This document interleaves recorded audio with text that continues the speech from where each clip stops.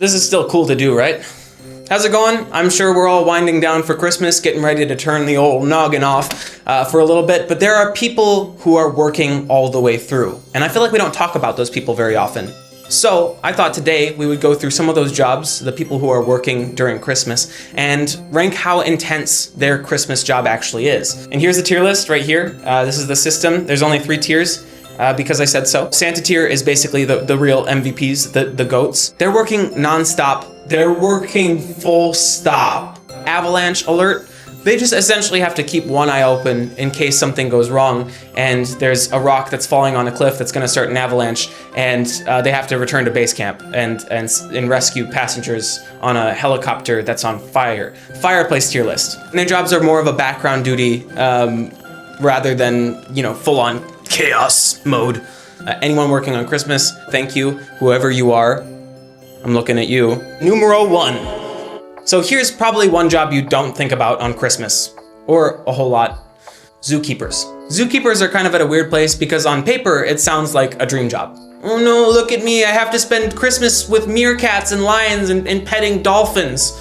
Tragic. I want to pet a baby dolphin. I mean, the whole thing kind of sounds like some holiday special. The zoos are closed, you don't have any loud visitors, unruly kids or unruly adults. What is cute is how much effort they put in to make the day special for the animals. Zookeepers need to do their rounds, they need to check on habitats, make sure the animals are fed. The list is long. Some bring in little treats or festive snacks, Christmas-themed toys, or stuff that the animals can explore so they don't get bored and start a coup. And keepers themselves get a bit of a lighter day. I wouldn't say necessarily easier, but definitely a little bit slower and less chaotic. So I feel like they can definitely take their place by the fireplace. Take their place by the fireplace. Second job. Obvious heavy hitters, which are medical workers. Doctors, nurses, ER doctors, paramedics, caretakers, everybody who has to wear scrubs while the rest of us pretend like nothing bad ever happens. And this is taken to a whole other level on Christmas where we're all having indigestion, we're overeating. Tastes good. There's a bunch of drunk people falling off of things, icy sidewalks, kitchen injuries from people who think they can cook but they can't. And then on top of that, you have inpatients who can't actually go home to see their families because they're dependent on the people around them to keep them alive. We should honestly thank the next doctor or nurse that we see. They probably had to miss their Christmas because some fine guy like you or me decided to down 2 bottles of Bailey's and thought that was a good idea. True story. But somehow medical workers, being the heroes that they are, make it decent still. They can throw on something kind of festive, a gingerbread latte instead of hospital coffee, and they can spend a little time on patients who don't get extra visitors. These people are Santa tier instantly. Every single one of them, Santa tier list. All right, numero 3. Next up, we got firefighters. Christmas can actually be a pretty chaotic time, apparently, for firefighters. It's a bingo list of potential disasters. You got houses packed with people, ovens running nonstop, a million candles lit for ambience, fireworks, and accidents at home tend to spike during the holidays. So firefighters are always on standby, even when they're trying to enjoy themselves. But even those that are working do try to make the day feel special. Firefighters often have this kind of second family thing going on. And a lot of stations go all in on decorations. They put up full Christmas trees at the stations. It's pretty wholesome. They actually get moments where they can hang out with their station family. As long as little Jimmy doesn't put his action figures in the oven, things could be chill. And that's why we're ranking them in avalanche alert tier. Fourth job. Gas station workers. And listen, if you've ever been driving home for Christmas, gas stations are like oases during holidays.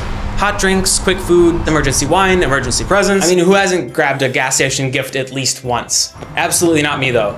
I am extremely responsible. I plan ahead, I'm really responsible. Everybody's going somewhere for Christmas, and nobody really thinks about fuel until that little yellow light comes on and then you're sweating. You're sweating. It was cold and now you're sweating. And the gas station workers are there through all of it, keeping the place warm, keeping the coffee machines alive, bringing up weird snack combinations, helping people who just barely rolled in on fumes. They witness stress, panic, joy, confusion, entire personality shifts. It's a beautiful thing. For them, Christmas Day is actually pretty calm. Maybe even sneak in a Christmas movie or 2 or 3, which I would say puts gas station workers squarely in the fireplace tier. Fifth job. All right, next up is one of those jobs that I wasn't sure if I should even mention because YouTube can sometimes, they get a little nervous when you say anything more risque than ankles. But look, sex workers, gigolos, escorts, they work on Christmas too.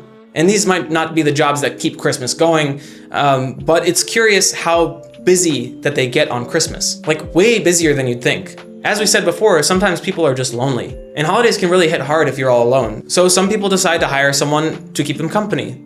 And yeah, sometimes their services even get gifted to others. Emotional labor, social labor, and sometimes straight up therapy without being called therapy.